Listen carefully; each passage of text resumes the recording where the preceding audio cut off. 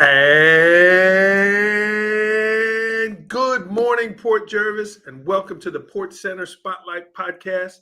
My name is Andrew Murata, host of the show, and we are live here in studio Friday. It's a Port Pride Friday. That's right. Mr. Anthony Rizzo, social studies teacher, football coach, and on his way, as it is social studies tradition, favorite teacher somewhere in there. I appreciate it. I do appreciate all that. Yeah, I appreciate the students for voting that last year. Oh, did you get it last year? Yeah, it was a big honor. Wow. So that was a big honor to have. It's awesome to know that, they see, what I'm doing in here. It's recognized, and to see them, doing well is awesome. Yeah.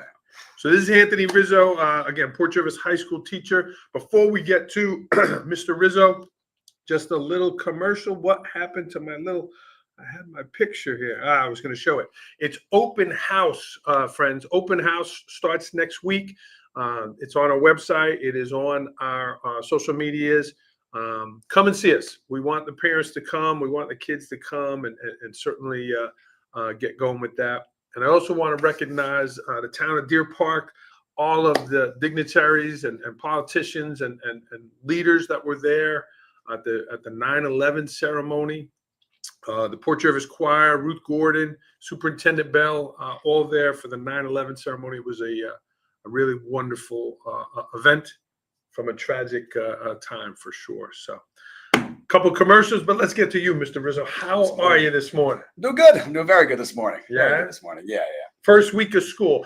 Extra tired? Did you prep to kind of get back into teaching mode? I get excited the first week. You're here.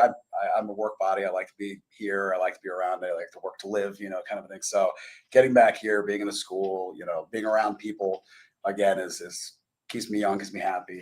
Keeps me in the flow while I'm here. So what would you work in the summer? Do you like recharge? What do you do I'm a in the summer? full-time dad during the summer. Yeah. Full-time dad during the summer and football as well, JV football and whatever varsity needs help with. I'm always there for them as well. 2 young boys, Matthew and Vincent, 3 and 1. Yes. Yeah. Wow. Yeah. It's a wild house. Busy. Oh yeah. Just got into daycare actually the first time this year. So, that's a little nerve-wracking, but they're doing great so far. They're loving it and they're having a great time. So Little withdrawal that you spent so much time with them this summer and then back to work, or was it kind of like, oh, thank God. Definitely. Now I can deal with if some my bigger wife's kids. watching, definitely withdrawal right now. But if she's not, oh my God. No.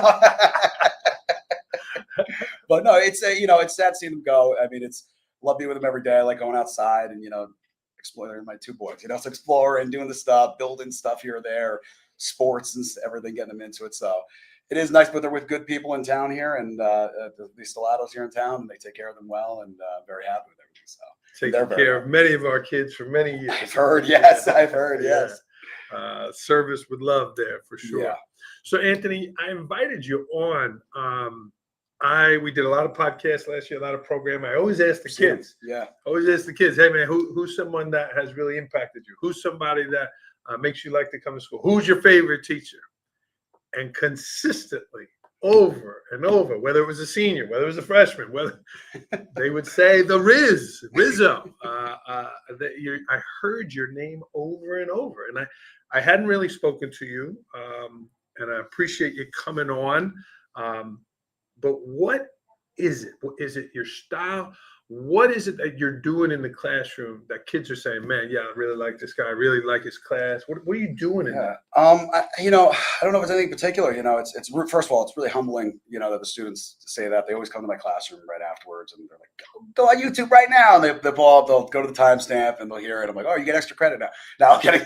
Oh, they would hear that. They were like, yo, you got to go on there and see that you're on, that they're talking about you. So okay. That was humbling to hear last year. And that was really awesome to be a part of. And, I don't know if I do anything, crazy. I mean, we do all, the normal kind of classroom stuff, but, keep it light every day. There's kids and they have their own lives and they have things going on. And, I was a kid and I had things going on in my own life. And I know that, if it was the same for me, it's probably the same for them. And, giving breaks when they need it and doing the right thing, being, someone they could trust, hopefully, around the school. And I think it helps that we have a good staff here. I mean, we have a great social studies department here with good mentors. I had Christine Piscatelli and Andrew, Mr. Andrews, Brian Rollman, Austin Carroll, Joe Caniglio over there, Ryan Shupp. I mean, all of those people. Yeah. I mean, I think the kids would say the same thing about every single one of them in that department. They're all kind of holding that high, and Jackie Jenkins as well. So Yeah. really holding that banner high. So Really, I think as a department we do great. The department really is strong.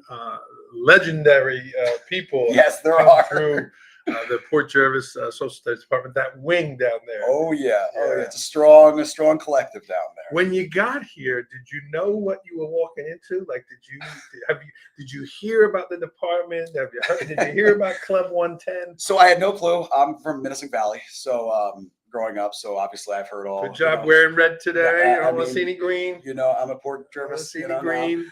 No more green in my repertoire, But I was Minisink Valley grad, played football over there, so obviously there was the rivalry. You have things, and I got to be honest. When I got the interview for Port, the first thing I said, I called my buddy Mike, and the first thing was like, I got to interview at Port, man. Like I've never been off Glen F. Field. I got to go see the school. Like it was like a wild moment, and coming here and meeting yourself and Lazaro and Caniglio and Jenkins during that process, and some of our great guidance counselors here. It was a right fit, it was the right fit. And 4 years later, it feels like home, kind of thing. And, I can't say the name of last year, but I'm a Port Jervis, alumnus now, once Port, always Port. Yeah. And you mentioned a lot of the teachers in the department. Had you seen them teach? Had you seen Brian Rollman? I mean, Eric Andrews, Mr. Andrews, for those that know, very quiet on the outside, That's very right. unassuming.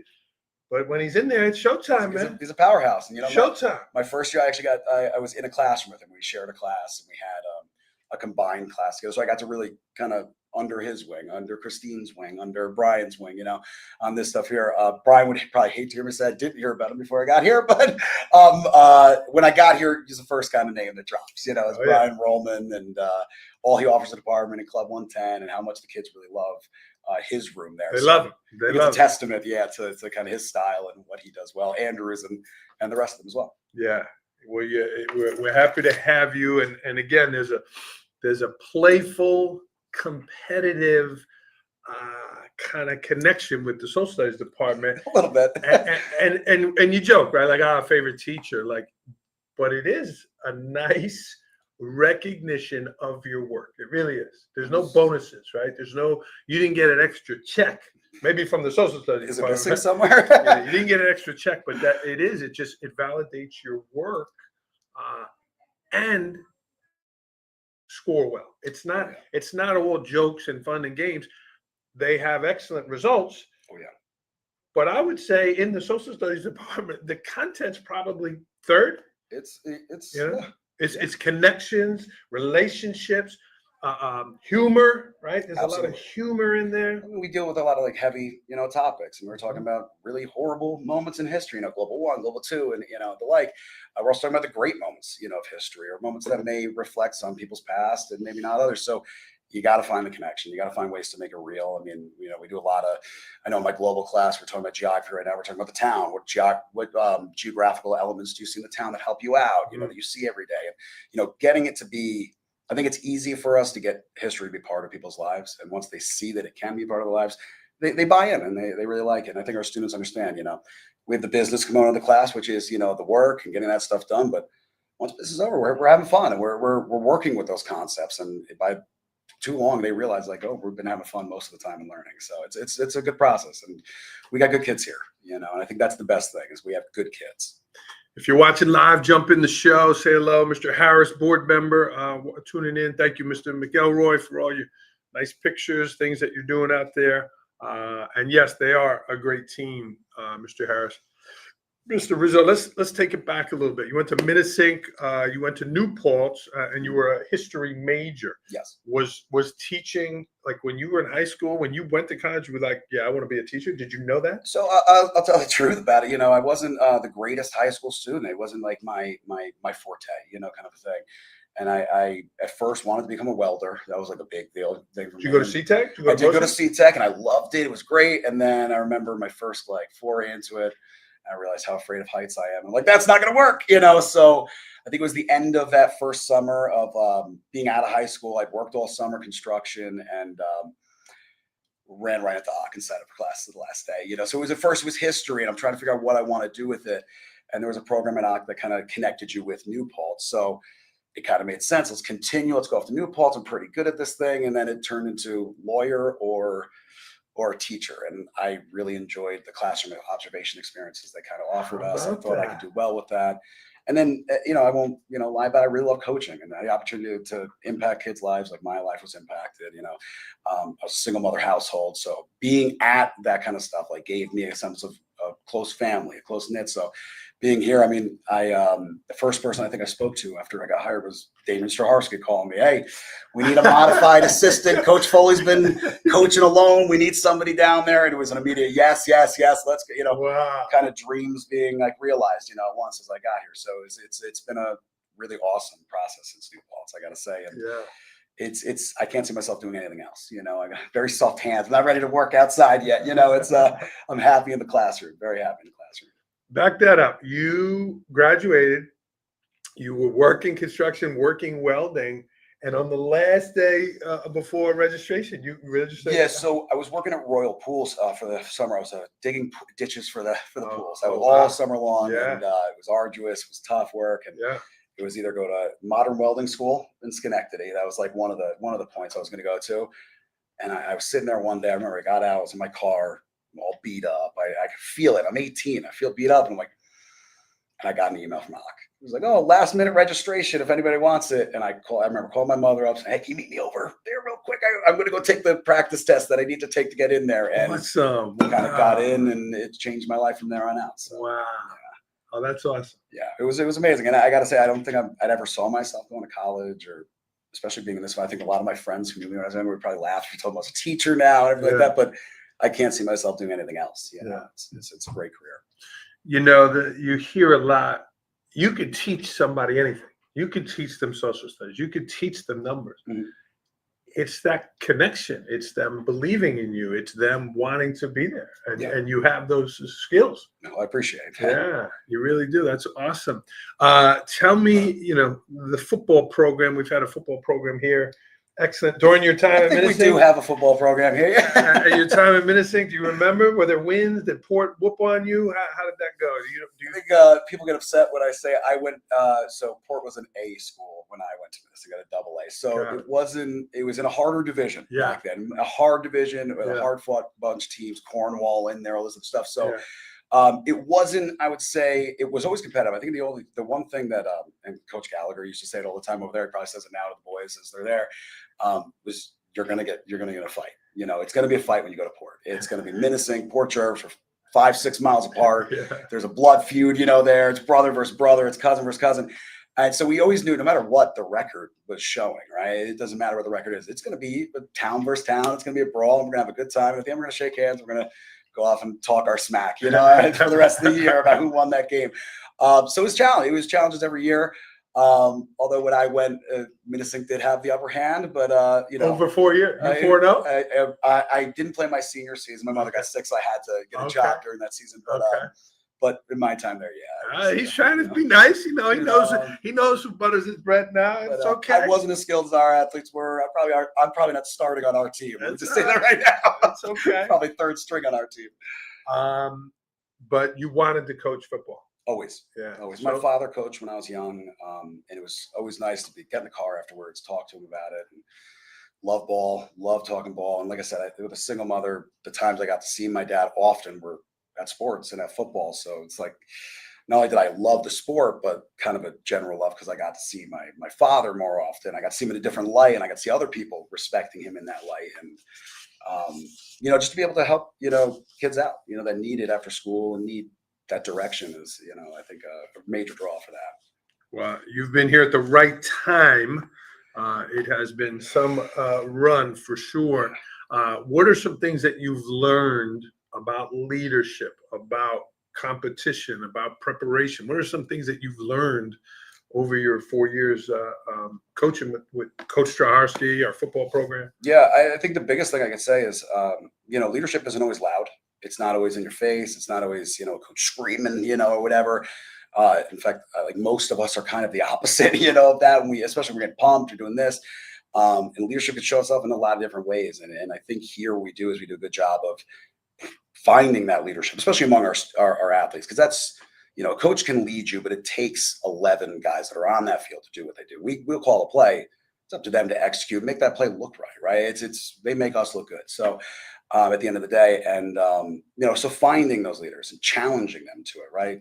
Let's say we had a kid that was missing a lot of school last year and he's having a hard time. We have a few kids like that this year. We made them captains this year. You have a updated role this year. You've got to make sure you hold the line because everybody else is going to follow what you do. And so far, it's been a week, so cross my fingers. But you know, boys, if you're listening, they've been here every single day. They've been doing their work. Hopefully, not getting in trouble in classes. We hold our guys to a high character.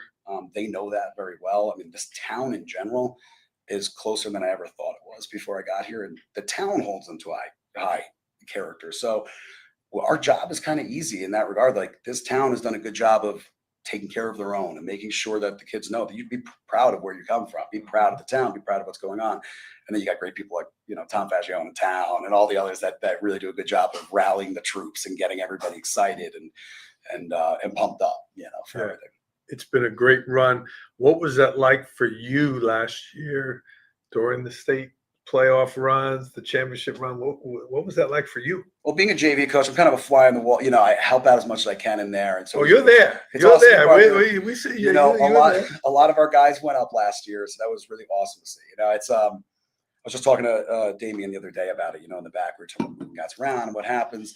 And we had a player move up the other night for a game, and I told him the most fun I have all year is seeing my players out there. Like, before they get in there, you know, they're all ready to go. They're hyped up. They're nervous. But then they get out there and they're having fun. You can see them be kids, you know, and you can see the joy they're having. And half of that comes just for playing for the Shield, right? The Port Jervis kind of shield that their fathers played for, that their fathers' might have played for, which there's real history like that. You don't get that at many schools, especially in the North, right? We get that in the Southern football. It's not really something I expect to see up here most often.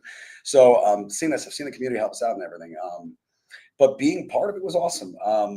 Got close when I was a player. We got to the regional championships and lost that against Newburgh. And, you know, so being a part of it, I think the main thing I said to, you know, players like, you know, Carreri and Carroll and all these other guys that came off afterwards was thank you. You know, I was a kid and I dreamed to be here. You know, I'm seeing you guys do it. And it was awesome just to be a part of that experience, be a fly on the wall. Thanking Damien, you know, for allowing me to be part. Thanks for calling me to be part of that modified football, you know, without knowing me yet, you know, before anybody knew my name. To be a part of that kind of experience was just awesome. I don't think I'll ever forget that. So, and just see my guys moving up and getting time and like being in that game, and now this year being starters out there and really holding that mentality of we got to go get this again. You know, it's an awesome feeling. Well, Rizzo, you know, to hear you talk about your JV guys, you know, you've done that here, right? You were on the JV when you got here, new teacher, rookie teacher, and here you are doing so well. And again, I referenced the number of people that mentioned Mr. Rizzo's name last year that had a positive impact on him. Really, really, really great. Well, I can't thank them enough. I really can't. It's the staff, the students have all made me feel very comfortable here.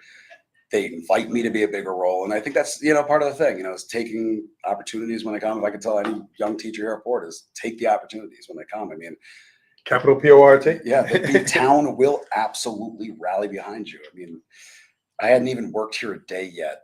And I walked into the Army Navy surplus store and Tom Fagione was calling me coach. And he didn't know who I don't know how he knew who I was. I was like, I was just figuring to buy a Port Jervis axe in a couple of weeks. I'm going to start modified football. And, you know, they already knew who I am. So for anybody who's just getting here and maybe coming from other places, and maybe you're coming from a Minisink or a Rival or a Middletown, right?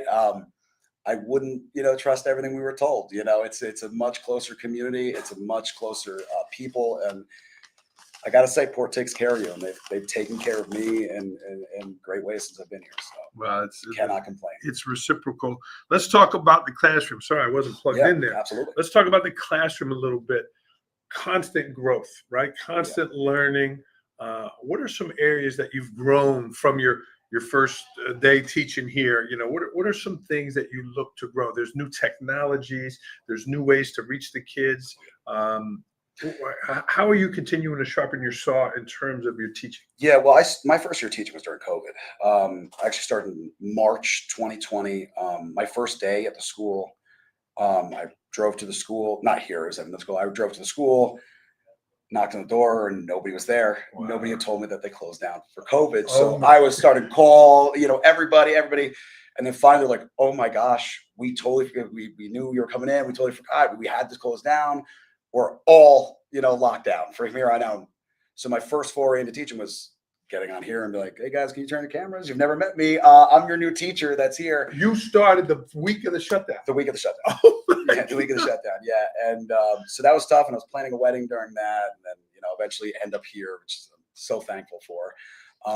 But, using tech in the classroom has been something I've had to do since the beginning. So getting that. But I think the biggest thing, for me, and it may be a surprise for some people, is confidence. It's your first few years as a teacher, you're teaching new things. You're teaching for regions, but you're also teaching not only for regions, because that's the testing of the year, but you're teaching to make sure they know it, right? They're competent in this. The test is one thing, but showing competency is another thing, knowing what you're talking about. So having that confidence was tough for me the first couple of years, kind of fake it till you make it time, kind of stuff. But now that I've kind of, I think I've taught 7th through 12th grade at this point. wow. Every year in my career, I've kind of done a little different thing. So got a good catalog. And, as the students have confidence in you, you can gain more confidence out there. You're not afraid to mess up. And, that's something I have to say too. If I don't know something, hey, can you look that up for me so we can figure it out? Write me a little thing about it and I'll give you extra credit for that. Or, let's talk about that. Let's figure out why that is. Or maybe tomorrow's lesson, we're going to change that. We're going to figure out why that is. So confidence for me was the big one. Yeah. I've always been comfortable with tech. I've always been comfortable with that kind of stuff, but confidence was a big one. Confidence in the actual curriculum, Interesting. Rizzo, you have 2 young boys, your wife, you live locally here. How do you balance it all? You're here at school, you're grading papers, you're doing this, your lesson plan, you're going to practice. Those are long days, Yeah. You were used to seeing the boys all summer. You're not getting home till 6, 7 o'clock now. Yeah, I get home and we go to bed. So it's definitely tough. It's not easy. It's not easy at all. And it's not easy for me. It's not easy for my family. And they've done a lot of sacrifice. And I have to thank my wife, real quick, if she's watching. Thank you for allowing me to be part of the program. I know sometimes it's not the most convenient for us, but thank you for letting me really allowed to be a part of it. I wouldn't be able to do any of this if I didn't have a good family at home. Yeah. From my wife and my kids to our extended family, my in-laws, my family, even the Stellatos now, the football family, it extends out. You can't do everything alone. It's just not viable, and especially not in this career. And I think it's important too. I've learned over the years now to leave some things at work. You know what I mean? Not all work comes home with you. You need to have that time. You need to have that space. You need a breather. Each night you need to have that moment. And it'll be there tomorrow when you get there. It'll be there. Obviously there's some things we have to bring home with us. So there's kids, there's worries, there's this, that, and the other thing. But it is trying to be present in every moment. You know what I mean? When I'm with my kids, my phone is in the other room, right? Listen to your kids, right? It's in the other room, right? It's in the locker, right? It's in the other room. When I'm with my wife, we're talking, we're talking about our day, we're figuring something out. So it's being present, I guess, is probably the best thing. And it's not easy, come November, hopefully December again, we'll be back there every night, so it'll be easier. But she knows how much I love the sport. She comes to all of our games. She brings the boys to Brings the practice boys to the game? Yeah, Okay. so they enjoy it. So it's part of the family. Yeah. It's part of the family. So Nice. it's I pretty great. see Coach Foley's kids running around. Coach Oh Charlie's yeah. kids. Oh yeah. Yeah, it's nice. It's Oh, nice yeah. to see. And then that's the future generation. That is. Future, That is absolutely. And it's nice to have them be around it. I remember when my dad was coaching, being around that stuff and being around the big boys, and like they were letting me win reps or whatever I was doing, out there. And that meant so much to me as a kid. Like, those were my NFL players when I was a kid. Sure. We're the varsity guys and stuff like that. I remember my modified guys looking up to these varsity guys like they were NFL players, and it's a huge deal. And I know if that was the same for me, it's the same for somebody else. So it's like being there, being present, being a good role model. Some people might not have it at home, and just being able to be a positive male role model in people's lives. Anthony Rizzo, friends, Port Jervis High School Social Studies Department. Great stuff. Anthony, before I know the bell's going to ring here in a couple minutes, before we let you go, anything else you wanted to say or share while we're here? I would just say, again, to new teachers, take the opportunities, especially at Port. They will back you up on that stuff. They really do have your back well. The community is a very good community. They care. They want to be involved. Half of them went here, so they really have a stake in what happens here. So Port Jervis is on the move and it's rising, and be a part of it, get on the train and join something, get active, and let's go win some more. Whatever it is. I love it. Riz, before we let you go, you've talked about it the whole program. What does Port Pride mean to you? Port Pride to me means community, right? It means coming together. It means never letting somebody, walk home alone, never letting somebody struggle alone, never let somebody do this. I mean, it's this community really rallies very well behind people and really works together, whether they like them or not, which is the thing. They're from Port, we got their back, and I think that's a great thing. It's weird now. Like I'll wear like a Port shirt out or something like that. And like I went to the doctor a few weeks ago and wearing a Port shirt. And the guy's like, "Oh, I went there. Blah, blah, blah. Let's talk about this. How's the team doing this year?" And it's like, you don't realize that connection is everywhere. Yeah. And I think my first day at work, Austin Carroll was telling me about stuff like that. You don't realize how many connections you're going to make here at Port. And I'm sorry, I hate to say it. Carroll was right. I don't want to say it, but I know he was right on that kind of stuff. But yeah, you don't know how many people you're going to meet from here that are going to affect your life in a positive way. And then I got to say, it's been nothing but positive since I've been here. So Port Pride to me means community, means coming together, means being together. Great job. No problem. Anthony, our teachers, they do a great job in the classroom. They got to be great teachers first. But and it comes making those relationships, making those positive impacts, and you've done that here. We're proud of you. We're happy for you, your family. So keep up the good work. It does take a lot of energy. It does. Oh, yeah. It does take to show up with a smile, and but you're making a positive impact on those kids. And years from now, right? You're going to be that person they're talking about. You're going to be that. I hope so. I do hope so. And we appreciate it. So, but hope they just take it and they help somebody else. That's good luck. Good luck tonight. Round out. Yeah. Round out tonight. And then tomorrow, White Plains for the JV. So. 2 road trips. Oh yeah. Wow. 2 long ones too. But hey, let's make it worth it. That's it. We got to make it worth it. All right, Anthony Rizzo, friends, jump in, leave him a comment in the chat here. We appreciate you jumping on. Happy Port Pride Friday, everyone. And Riz, how about a go Port? Go Port. Bam. See you, everybody.